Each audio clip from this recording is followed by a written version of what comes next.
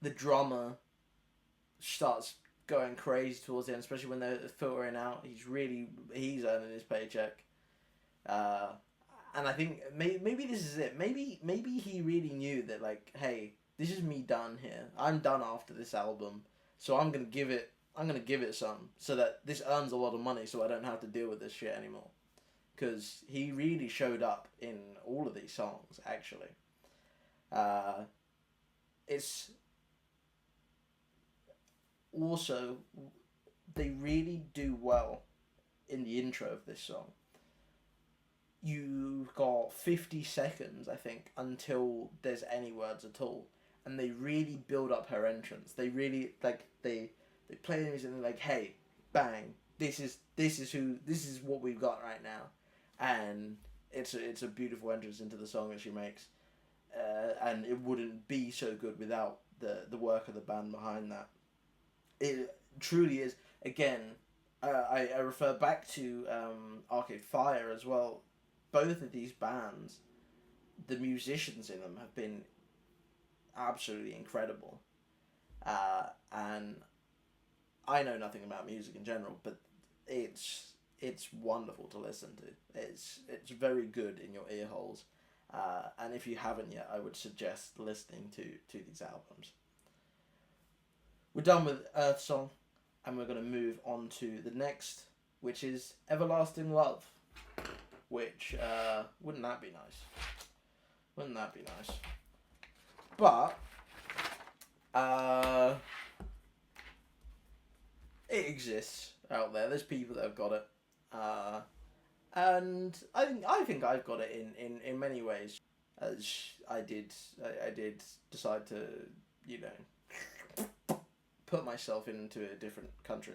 So that doesn't help. But I've got everlasting love within myself, and that's the important thing.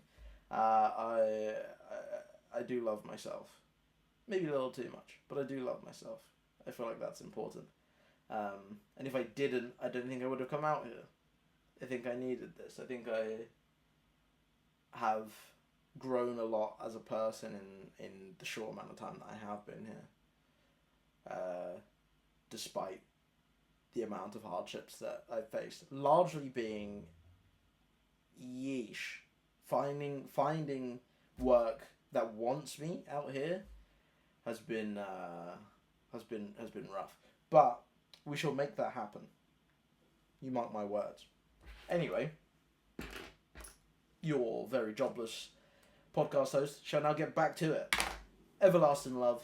Let's get into it, baby.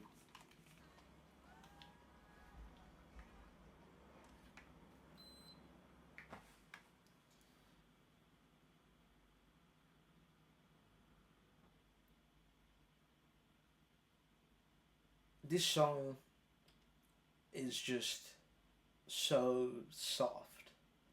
Like, I feel like if you were feeling sad and you wanted to go to bed in the arms of someone you loved, but nobody loves you, if you put this song on, I feel like it would help.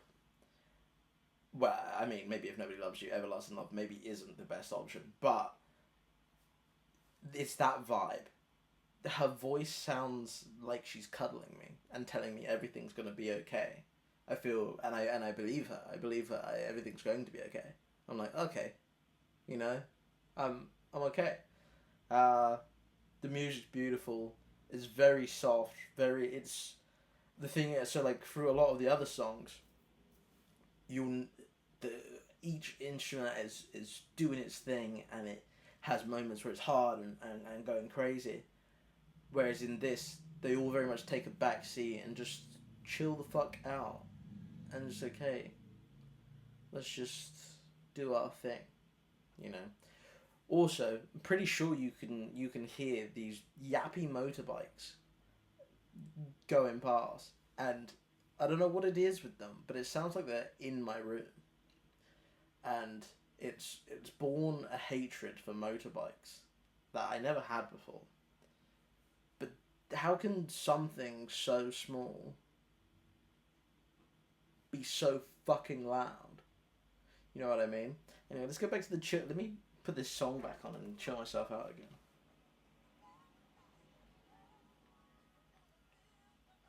It really, a motorbike harshed my vibe there for a second, but I'm back. We're good. We're chilling. And that's the thing. This song has that power. It can just chill you out. You know, I feel like it's cool when a song can sort of mellow your vibe. That would be a very good song to smoke a joint to. It'd be a very good song to just nice warm day, nice sunny day, not particularly warm, but a sunny day in your back garden playing chess. Shout out those that, yeah, man. Anyway, that's enough of that. Let's head on to the next song, Hollywood. I know absolutely nothing about Hollywood. I'd like to go there sometime, and would I? I don't know. I feel like it'd be interesting to look around. It's like, for me, it's like a London situation, you know? It's one of them ones where you go there for a day and you go, there's that, grand. Like, they've got, what, the big old sign, Walk of Fame. That'd do. You know what I mean?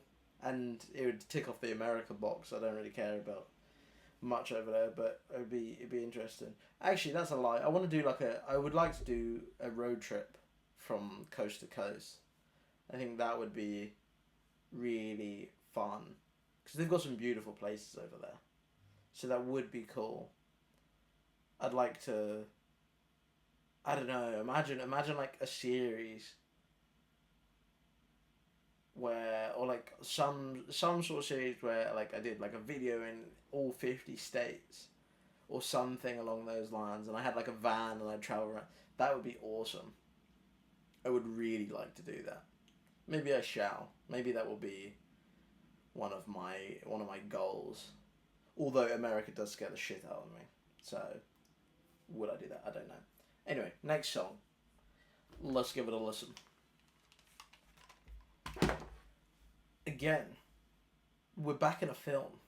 This song, instead of the end of the film now, this song feels like at the start of it's the start of a film, right? And our main character is full of dreams, and he's on the way, on his way to Hollywood or on his way somewhere, before he engages in the main problem of the film and finds his resolution. But this is like that would be like he's made the decision to go and he's on his way, kind of thing. That's what this gives me. It's very like American dreamy, you know. Like I feel like, all right, let's go, kind of thing. It's uplifting almost. A lot of the music in this album actually could go really well in films. I think it's the repetition in it actually, where it can almost sort of just sink into the back of your mind quite well. Which obviously therefore allows for like another media like film to be put over the top of it. Again, with the repetition, it works perfectly fine with the songs. I just think that with the repetition, therefore it makes the songs work better as like standalone songs, like singles, than as an album. Because as a whole album, as you're listening to it, with there being a lot of repetition in a lot of the songs, it can get quite samey. But as songs themselves, the songs are very, very good songs.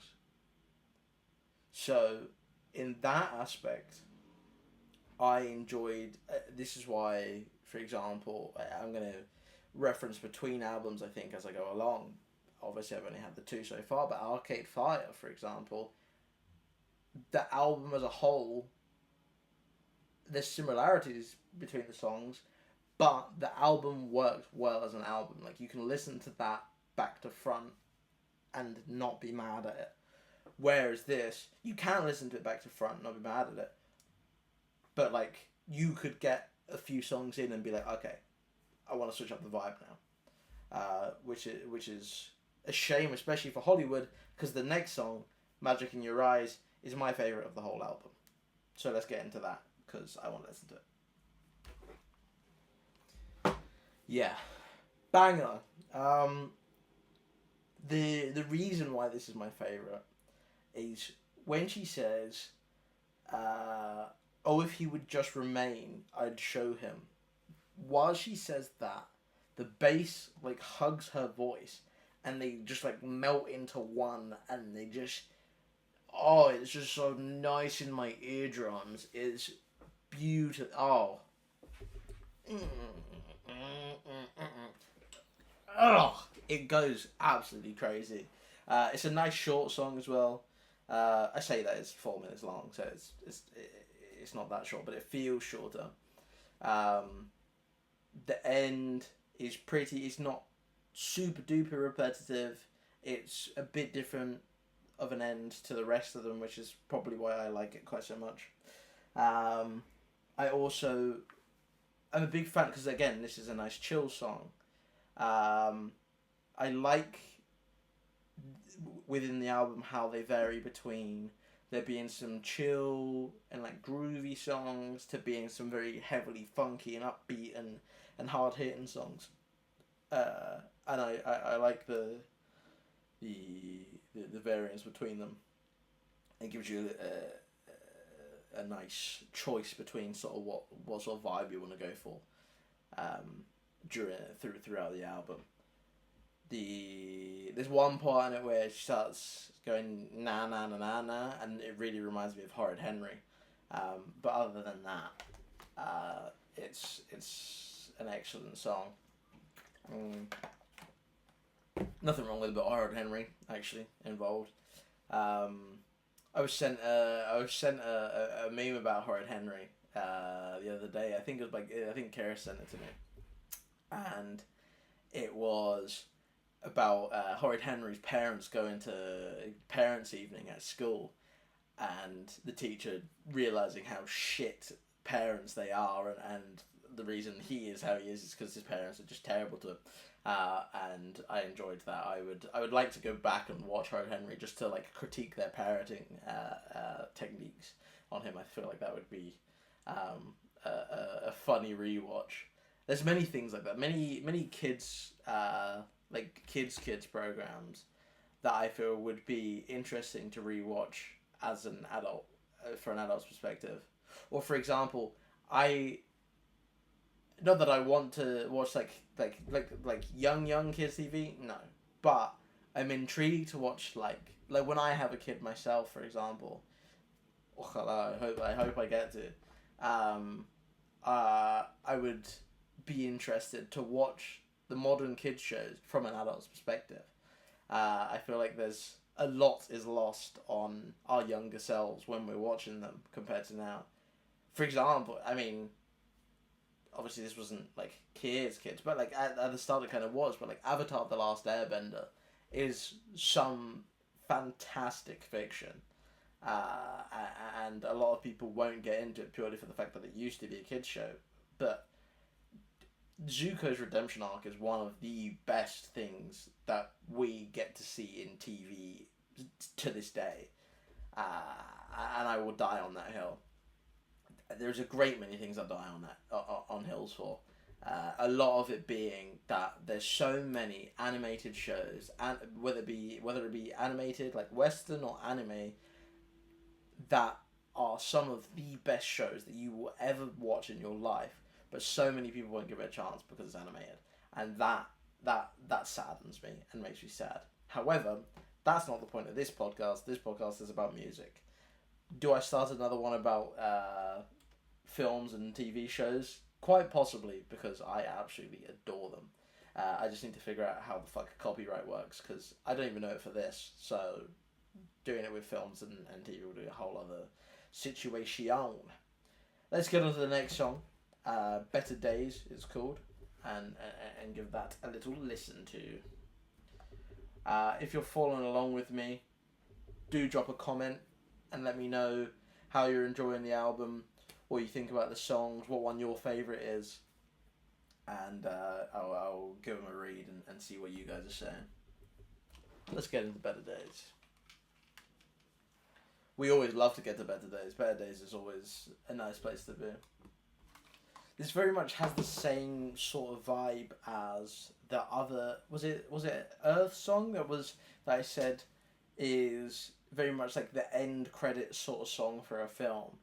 This is like the this is where we've got it's a rom-com again, and the couple have done the classic, go through whatever issues. This is the end of a rom-com in which it starts off with a married couple and they've got a kid and they get a divorce. Then the wife starts seeing somebody and the dad's like depressed or whatever, or like in some sort of hole, and then it's the classic like American like the man makes himself a man again and slides his way back into his family, and then you're in the car and they're driving away and this song's in the background. That's what Better Days is for me. That's what this sounds like. And I mean, one sec, let me scrub the shit out of my eyeball. Oh, it's so, oh yeah. You ever get into it when you start getting a good, oh yeah, you start getting a good like rub in your eye, and it just, I'm pretty sure you're supposed to not do that because it's bad for your eyeballs, isn't it? But it feels so good. It's like using cotton earbuds for your ears.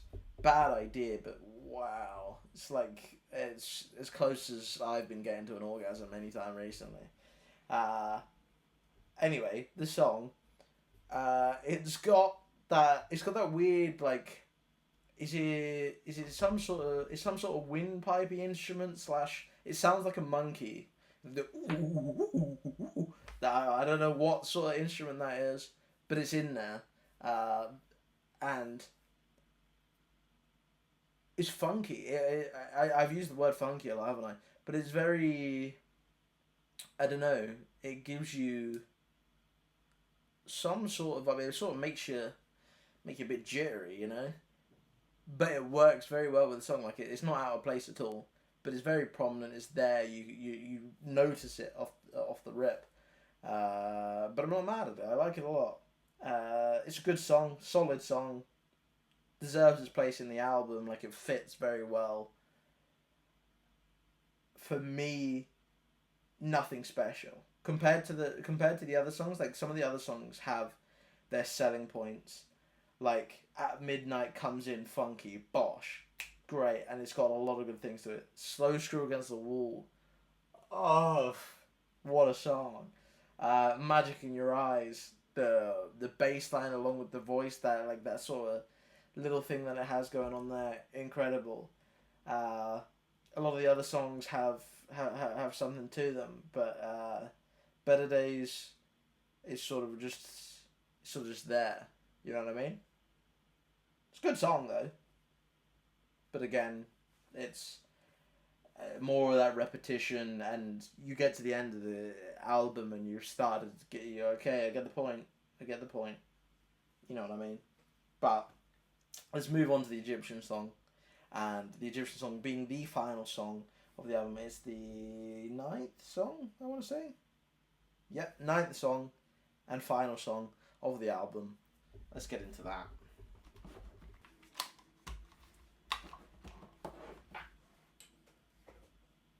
Okay, so the Egyptian song to end off. I tell you, they chose a good song to end this album with.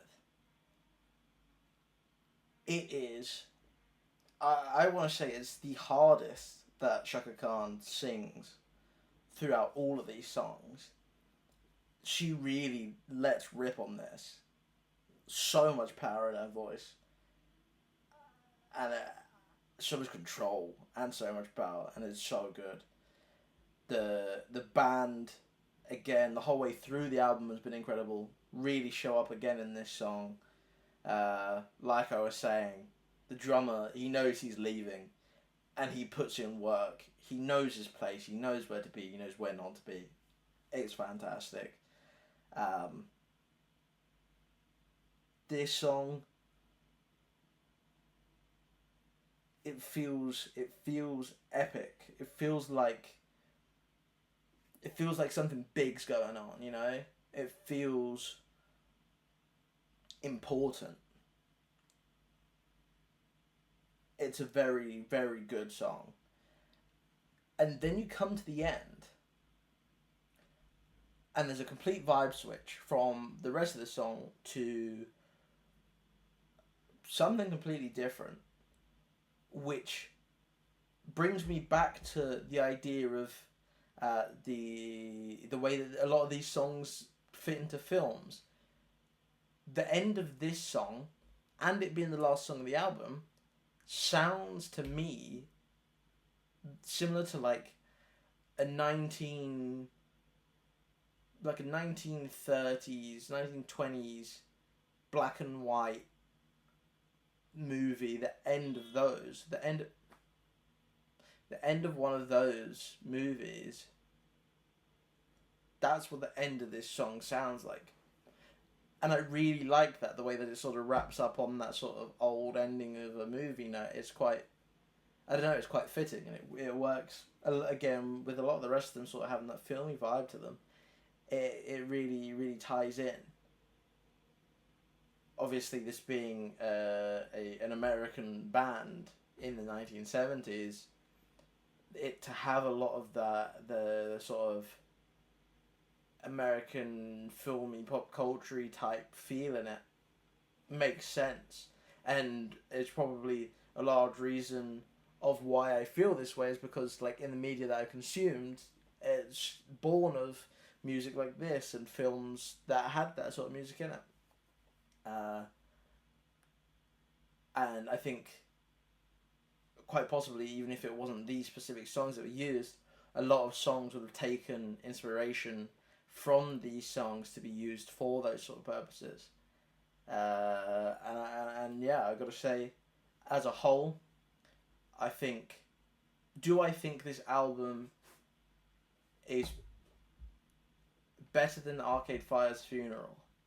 That's my question.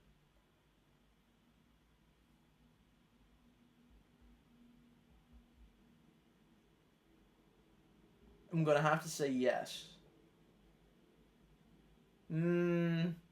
I don't know. They are fairly equal, so yeah, it makes sense for them to be around the same place. I'm not going to try and put one over the other, as it'd be surely my preference, which is what this is all about. So maybe I will. What do I prefer? I think I prefer Funeral as an album, and I think I prefer the songs in this by themselves, in Ask Rufus by themselves. If that makes sense to you guys, I think that's where I am mentally. I think that's why it's different. It's a different vibe.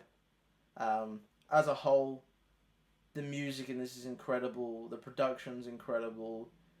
Everything just works so well together. And Shaka Khan's voice is monumental. There's a reason that she's had such a massive career and's got such a massive name.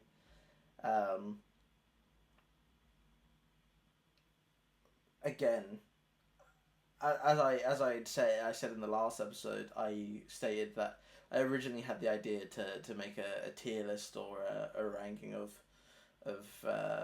the albums that I get through, but there will be no point, because I'm enjoying almost every song at this point, and we are 2 albums in. There is 498 more to go. Is it likely that I'm not going to enjoy them when they're rated higher on the list? Let's see anyway. That's it for the main section. What I need to do, actually, for you guys, is get myself some sort of middle mini section to do by myself, because it's obviously easy when you're hosting a podcast and you're hosting somebody else, and you can interview them or you can ask them questions or whatnot. it's obviously easier to run through that. But it's harder when I don't have questions for myself. So I will have to get myself some questions for me, and I will share those with you guys, or I'll ask you guys for questions for me, and I'll see what I can come out with. Maybe I'll put up some polls on Instagram or whatever it may be. However, for the moment, what I'm going to do now is I'm going to write you a poem. That's what I'm going to do. So I've written you a nice little poem that is along the lines... Well, it's not along the lines of the album, but it's inspired by the album. I've decided, yeah, why not? It's a little challenge to myself. I'm going to do it so that the poems that I write are going to be themed around whatever album it is that I read. Read? Wait a minute. Whatever album it is that I listen to. So, without further ado, your poem for today is... I don't have a title. What should I title it, guys? You should give me that in the comments as well. Anyway, so I find there to be pleasure in music. I found the fun in funk. I know the way to use it. Start a podcast. Who'd have thunk? Can't wait to share my music, although my singing stunk. I found the fun in music. I found the fun in funk. I found the fun in music.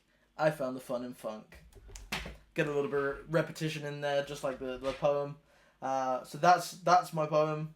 It's I in my head I think I'd call it funk, or fun in funk, or I found the fun in funk, or something along those lines. I found the fun in music. I found the fun in funk. I found the fun in music. I found the fun in funk. Ooh. I like that as a... I like that as a line. Maybe that will end up in some of the music that I was talking about, even though my singing stinks. So, we're going to work on that though, so you watch this space. Anyway, it's been a pleasure, como siempre. It's been a blast. I look forward to doing this again, to be honest. And yeah, we will see you in episode 3, whatever that may be. Stay care. Stay care? Don't stay care. Stay well. Take care of yourself. That's what I wanted. Stay well, or stay something and take care is what I wanted to do, but I mixed the two of them. Anyway, what I'm trying to say is goodbye. I'll see you in the next one. Hasta pronto, amigos. I know I got you.